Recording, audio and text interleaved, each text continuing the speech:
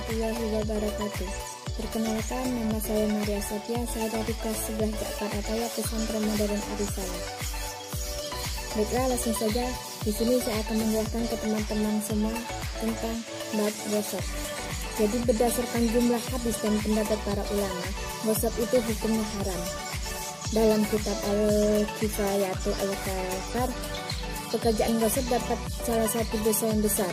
Adapun firman Allah SWT yang menjadi rujukan hukum ghosab ini adalah surat Al-Baqarah ayat 188 yang berbunyi, Bismillahirrahmanirrahim, wala ta'kulu amwalakum bainakum bil batili wa tudlu biha illallahu kami li ta'kulu fariqan minal amwalin nasi bil ismi wa antum ta'lamun, yang artinya, janganlah sebagian kamu memakan harta sebagian yang lain di antara kamu dengan jalan yang batil, dan janganlah kamu membawa urusan harta itu kepada hakim supaya kamu dapat memakan sebagian daripada harta benda orang itu dengan jalan berbuat dosa padahal kamu mengetahuinya.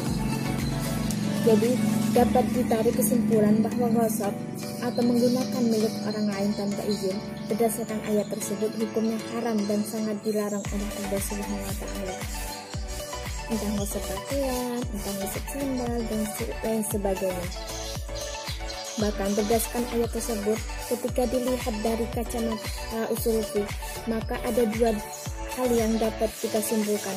Yang pertama, larangan nahyi tersebut menunjukkan keharaman dari pekerjaan ghosab. Yang kedua, larangan tersebut mewajibkan kita untuk menjauhi perkara ghosab. Lantas, bagaimana jika kita sudah melanjutkan melakukan ghosab? Jawabannya adalah segera bertaubat dan berhenti dari kebiasaan ghosab. Semua barang atau benda yang pernah kita ghosab harus dikembalikan dan meminta maaf kepada pemiliknya. Namun, jika barang yang digosok telah mengalami kerusakan sebab pemakan kita, maka hukumnya wajib mengganti sesuai kondisi barang saat digosok. Berdasarkan hadis Nabi Muhammad SAW dalam kitab Al-Majmu' Syarah Muhaddath 227 juz 40 versi Makdah, yang artinya janganlah di antara kalian mengambil barang milik saudaranya baik secara main-main atau sungguh-sungguh. Apabila salah satu dari kalian mengambil tongkat milik saudaranya, hendaklah ia akan mengembalikannya. Lalu yang kedua tentang suf'ah. Jadi suf'ah berlaku bagi rekan, kongsi, dan tidak berlaku bagi tetangga. Suf'ah berlaku dalam harta yang bisa dibagi, bukan harta yang tidak bisa dibagi. Suf'ah juga dilakukan dalam semua barang yang tidak bisa dipindahkan dari permukaan tanah, seperti bangunan dan lainnya. Suf'ah berlaku dengan harga penjualan. Suf'ah harus dilakukan seketika. Jika ditunda padahal mampu menyelenggarakannya, maka batal. Jika seorang perempuan dinikahi dengan mahar sebidang tanah kongsi, maka pemilik hak suf'ah bisa mengambilnya dengan memberikan ganti mahar standar.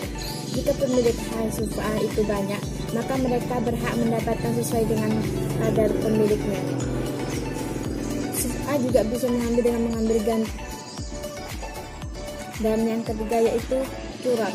Qirad adalah memberikan modal kepada orang lain untuk dijalankan, sedangkan keuntungan dibagi dua menurut perjanjian. Qirad dinamakan dengan mudharabah. Qirad mempunyai 4 syarat, yaitu 1. Ada harta pokok yang berupa dinar atau dirham. Yang 2. Pemilik modal memberi izin kepada pelaksanaan untuk mengelola harta secara mutlak atau mengelola harta yang biasanya wujudnya tidak akan terputus. Yang 3. Ada perjanjian bagi untung antara pemilik modal dan pelaksana. Yang keempat, tidak ditentukan jangka waktunya. Lalu yang terakhir yaitu tentang musaqah. Musaqah diperbolehkan untuk pohon kurma dan anggur dengan 2 syarat, yaitu pemilik lahan menentukan jangka waktunya, bagian buah-buahan yang akan diberi kepada pengharap harus diketahui. Proses pengharapan itu ada 2, pekerjaan yang bermanfaat berhubungan dengan buah-buahan, maka itu menjadi tanggung jawab pengharap. Pekerjaan yang memanfaatkan berhubungan dengan tanah, maka itu menjadi penanggung jawab pemilik modal. Musyawarah adalah akad kerjasama dalam pengelolaan lahan pertanian antara pemilik lahan dan penggarap, di mana pemilik lahan memberikan lahan pertanian kepada si penggarap untuk ditanami dan dipelihara dan diindah tentukan berdasarkan nisab yang disepakati dari hasil panen yang benihnya berasal dari pemilik lahan.